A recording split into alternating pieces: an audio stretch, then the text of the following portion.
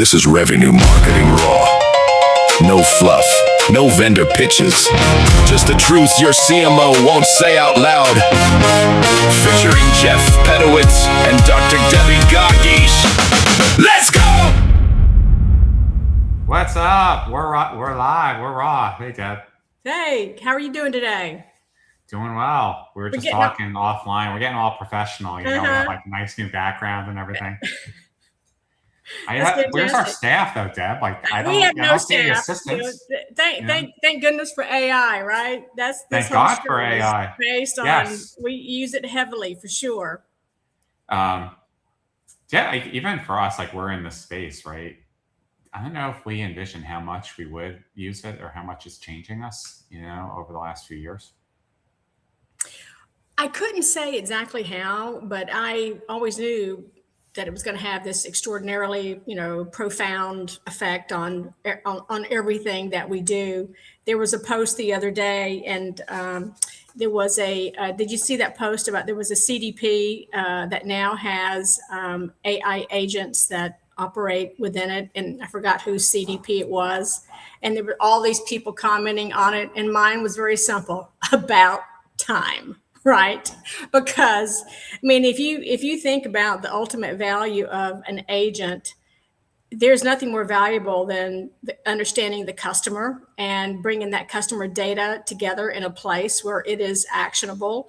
These are words that have left our mouths since 2005, right? And now we're finally here, and AI, makes that happen. And so I thought we might talk about that, but then we were talking right before the show, and I think we want to spend some time talking about, let's talk about the higher use case for AI. And, I like the thought that the future does not belong to the marketing organization that can use AI. The future belongs to the marketing organization who can use AI to drive revenue. And again, we've said this multiple times, too many use cases of AI are simply around better, faster, cheaper. They are really not pointed toward that revenue equation. So why don't we talk about that today? And I think a great place to start, Jeff, would be, we know the number one predictor of whether or not marketing is going to drive credible revenue impact is their collaboration and their relationship with sales. So given all the issues between sales and marketing, how can you imagine, or what have you seen for how AI can help create a revenue relationship between those two teams? Several ways. I think, look, first and foremost, even without AI, you have to have shared goals, right? If both groups are chasing a different path, even if you have AI, you're not working together, you're working separately. But so let's start off. And that sounds simple, but Jeff and I were working with a company out of New York a few years ago, and the sales team and the marketing team were completely not in alignment. The CMO was driving net new business, net new leads, because she was told that's what she needed to do, and sales was not following up on those. And do you know why? Because they made as much money on following up on extending business as they did on net new business. And they had all the business extension that they could handle. They had zero. So exactly. So even if you use, let's say, AI to optimize your leads because you're getting gold on leads, and sales is using AI to improve sales, you're still not working together. So I guess where I would start then is I would have AI analyze the breakdown. And make it a little bit more objective, like we've done with ICP in the past. Like, hey, go and analyze the database. Who are we really selling to? What are the best reps doing? And let the data come back and have AI say, marketing, I know that you're currently gold on leads, but if you actually focused on this segment, this is the hottest closing segment that sales is doing right now. If you just shifted your attention to this segment, you would have better conversion, something like that. So. And what a powerful thing to do in your organization. And even though you may get pushback, because in some companies, marketing has to feed everybody, I say to hell with that, especially if you as a marketing team have a number that you have to meet. What matters is meeting the number. So that's a great idea, Jeff. I mean, how simple is that, right? So that would be a first one. I think second one, I mean, we were just talking about this last week about marketing needing to get in the field and go on ride-alongs, but at a bare minimum, are you using the transcription capabilities from virtual meetings that sales are having with customers? I mean, like sales now, whether you're using Teams or you're using Gong or some other thing to record all the sales calls, like why in marketing, listen to those calls, and say, hey, what can I learn take all from of this? those call transcriptions and analyze those. What are clients really asking for? Which way are they really going? What is their appetite for change? How much could you be selling them? Sales should be doing that, but it is a gold mine for the marketing organization. You're absolutely right, Jeff. And a lot of times now when we set up meetings, there's just automatic transcription on it. Everyone is accustomed to Yes. that, especially one of the hardest challenges that marketers in almost every walk of whatever vertical have is writing in the voice of the customer. And marketers always smile and laugh because we're all guilty of it. So are you and I. We come up with our acronyms and the way that we want to talk about things, and we brand shit, because we want to try and be unique and stand out. But our customers don't talk that way at all.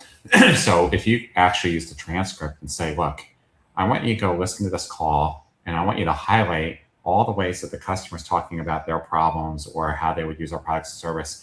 But I want you to highlight it in a way where it completely stands out from the way that we're talking about it. So almost like glaring lights to the marketer saying, see your cute little phrase here that you're all proud of. Like they don't use that, right? Like start talking like this. And then, because I think that will be helpful. It's one of the biggest. And so Jeff, and there is a way, let's say you have a sales organization. Let's say you've got 50 salespeople. And let's say you use Zoom for meetings, and let's say that there's an automatic transcription for all of that. I mean, there is an easy way just to have AI come in and just continuously bring those transcripts in and update what it is that you're looking for and new messages. Yeah, what you're talking about is the next step. So, first I would at least get marketers in the habit of listening and analyzing some of those transcripts. But then, that's an easy agent. Okay, Listen to the call. Go to the appropriate web page, update the blog or update the page, update the thing, update the sell sheet. And that's when you really start using your customer's voice to inform how you're writing and how you're generating your content, which is a lot better than just coming up with a prompt. Right. And it could be more than that. It could be, again, to your point, updating on product fit for different audiences. Yes. So, for example, if you've got a campaign and you've got a product going to a particular segment, and you go back and you listen to the last 2 months of transcripts and do that analysis and find out that segment is not interested in that product, right? Well, what product are they interested in, right? So it can also help you with product placement, product selection. It can also help you, with the messaging and the voice of the customer as well. But it can also help you come up with new ideas for campaigns and ways to actually interact with customers and prospects, no matter where they are in their journey. So that'll be one. I think another big way is really. And listen, everybody listening to this is money right here. This is like the steps that we're coming up with here. This is money for you. Yeah, we're going to start charging for this. Exactly. Shit. Yes. I think one of the areas for both marketing and sales is back to data-driven insights. But to be more specific, like marketing has a lot of reports and dashboards, but they're all over the place. And you and I, we've seen CMOs go through this torturous exercise for years. They get these board presentations ready. They're putting everything into PowerPoints, dozens, if not hundreds of slides. And inevitably, someone on the board asks the question, they don't have the report or dashboard for us, and then they have to go spend another week generating or analyzing it. It's not that businesses don't have the data. It's just that it's scattered. I think a great way to use AI is to bring together the elements that will help the marketing executive make the decisions better, faster. Where you don't have to hop between 17 different reports. You could see it, you can interact with it, you could chat with it, and then extend that into sales, right? Right. Even before you go there, and if I'm the CMO, my data is pulling from the CRM, what got closed, what didn't get closed, all of those things. So you're using these same data sources for things as sales is using. Yeah, but also make the data more digestible and approachable. So for those marketers out there that had to deal with, for example, with Google Ads and Google Analytics, you get lost into the world of tagging and all the other ways. Like Google's not making their software necessarily easy to use. So you're buying a bunch of media and you're trying to analyze SEO. Wouldn't it be really great if you could just go into Claude and say, okay, how's my media doing? Which segments should I move over? And then Claude tells you in plain English, these 3 segments are underperforming. You should move the money from here to here. And then the CMO says, okay, go ahead and move it, and then, okay. Based upon this recent transcript that I analyzed from sales, we should be going after this ICP. Are we currently buying media for those? And then Claude says, no, but you want me to set that up for you. So you really can start having intelligent conversations and make the data more actionable versus you having to be necessarily an expert in how. I love that. And again, there's a very great practical example. The other thing that comes to mind here is that, in corporate America, we're so accustomed to decisions being made and things being pushed down. And in the age of AI, we're going to have more push up for decisions to be made. Yes. Right? Because things are moving so quickly and you have access to so much better information, so much faster around how things are working. So it kind of takes the guesswork out at an executive level, again, because you can use that data to say, here's what's happening down here, and then push that up.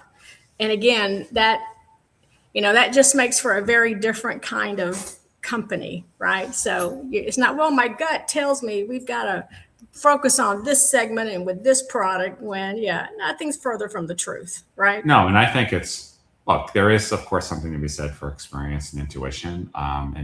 But given how fast and how complicated it is now to go to market and sell, you got to have that data together with it so that at least you can make your intuitive decision on top of factual, information. I think another one is scoring.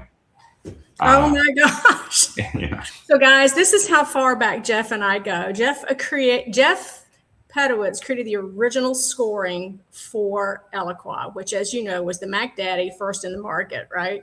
And he in our team, I can't say I did it by myself. Right, it was a team, but and then he calls me and he says, I want you to take a look at this and try this because I was an early customer of Eloqua.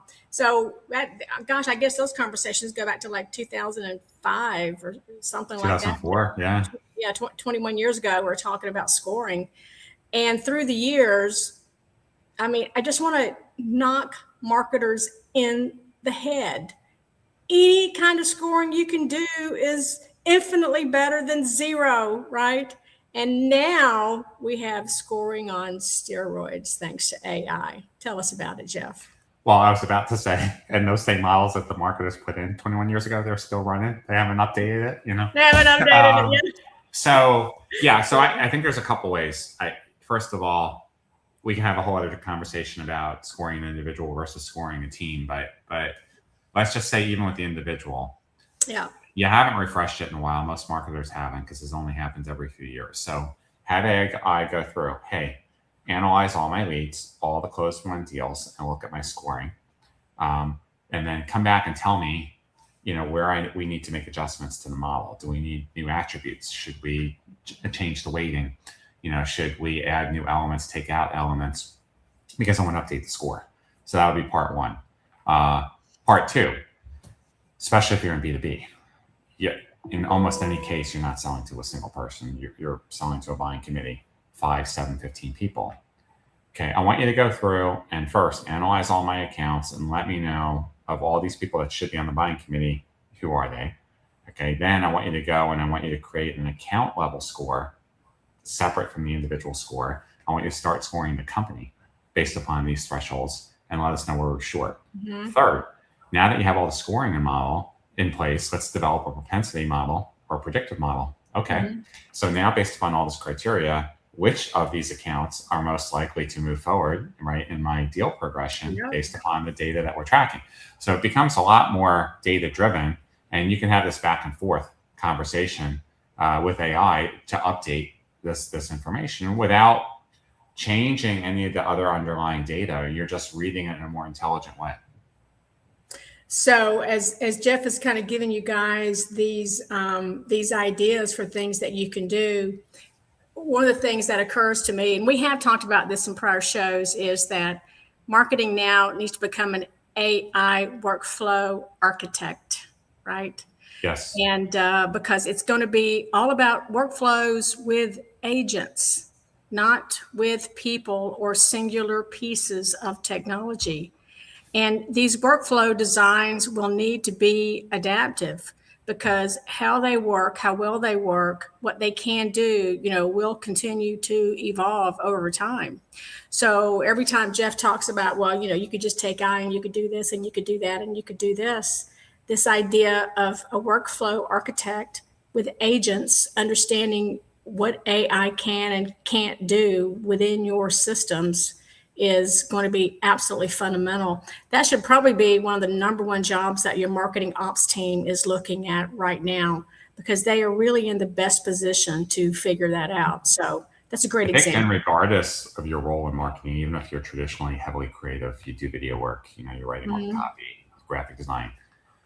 I think there is coming this match of both creative and systemic thinking, leveraging AI as tools, right? So it's not, yes, creativity in marketing is still just as important as it's ever been, but you also have to start thinking systemically, because that's what then drives the workflow setup on the AI. And neither one of us is saying that AI replaces the marketer. What we're talking about here is the role evolving in marketing. So you're leveraging these tools and these workflows. Again, less execution, more judgment, more strategy. More strategy. So when we talk about strategy and judgment, we're talking about these things like, okay, what are all the elements that should go into this workflow, right? And how and where do I get this data from? What systems should I be thinking about? And again, if you're a marketer in the creative, you may not know what tools are available. Sit down with your marketing ops team and say, look, what can I do that is different? How can I not just do what I'm doing faster and cheaper, but how can I have a bigger impact on revenue? What would that look like? So you have to prompt your marketing ops team to help you come up with the right answers, right?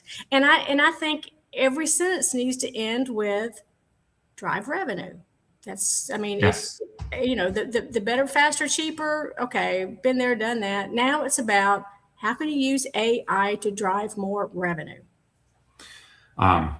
Analyzing. We should do a little white paper based on this, because this is fantastic. These are just like immediate ideas for ways that marketers can actually use AI to improve revenue, credible revenue. Yeah, and I think another way, we've seen this trend even without AI for the last 5 years or so, e-commerce and B2B, steadily moving more. So even if you're selling annual $1 million contracts, your customers would still prefer to buy, just online than go through the checkout process. They don't really want to talk to a rep. So this is also leading to more agentic commerce. So whether they're on your app because you have an app, or they just are on in a large language model, or they're in Google, or they're on Instagram, they should be able to engage with your product or service through multiple points of entry. So that means a couple of things. Number one, before you even get to the AI part, you have to have an e-commerce capability for your product or service, right? And then you have to identify that by extending into these different things. So you would set What was the word you used? Agentify? Agentify. I love that word. Isn't that a great word? Yeah. Think about all the new words that are going to come into our you trying to tell your mother what you do. Oh, I agentify marketing. What does that mean, honey? That's nice, honey. Bless your heart. That would be a bless your heart type of comment for sure. Oh yeah. Absolutely. Honey, what's your daughter Deb do? I think she's a secret agent or something. She said. I heard agent in there somewhere. I can't talk about it, I'm not sure where it's going from there. Yeah. But that's another area, I think. And then one thing we didn't talk about are events. And we don't actually, you and I don't spend a lot of time talking about events, which are making a huge resurgence. Huge comeback. Yes, they are. Because look, we're all social creatures, pandemic aside, working from home aside, people like to get out and socialize and see people. So how would you use AI at an event? Multiple ways. Just think about the offload of execution, right? And again, we've talked about AI, in this first phase, it's really taking off the execution work from marketers. And there's so much execution that has to happen, but a lot of judgment, a lot of strategy, a lot of make sure we don't go down the rabbit hole, once we get there. So lots of ways to use AI. What have you seen? Yeah, so from the logistics aside of people, okay, I have to make sure things get from point A to point B and standing at a booth, but you can have an AI-driven kiosk at your booth. You could be using it to generate content for both before and after. You can analyze the trade show floor, the hotel, the makeup of the audience, and then you can interact with it to optimize a better in-show experience. So there's a lot more things that can be done with it. If you can have somebody swipe your badge, and then you can have somebody start talking to your prospect at your booth, say, well, Debbie, well, we haven't seen you in a while. We were doing business with you 3 years ago. What happened? We'd love to catch you. And, it's just all voice activated, and it's right there. Like, I know you. Yeah, and look, the future is here now. I don't know if you've gone shopping at a Kroger or like Whole Foods. They now have the robots, right, that are up and down the aisle that you can interact with and ask, like, what's in stock or where will I find an item. We don't have a Kroger or a Whole Foods in Pensacola, Florida. Well, I always knew you lived down in the boondocks. I know. We live in the boonies. We are getting a Costco. Whoa. Okay, so you've arrived. But do you have a McDonald's? You have McDonald's, though, right? At least. Yes. Civilization and a Starbucks, There's civilization and there's a Starbucks. Yes. Starbucks. Okay, so you're okay.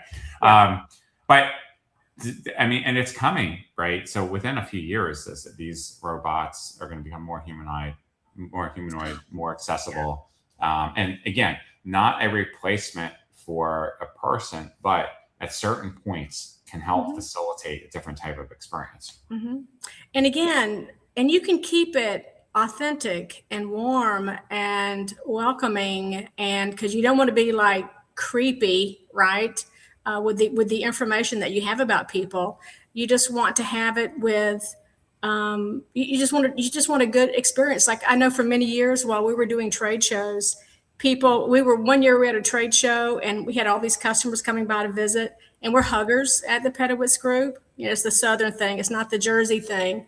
And then at some point, the booth next door says, wow, all your customers hug you guys. Our customers don't hug us. So we'll send them over a robot. They can hug the robot. Yeah, exactly.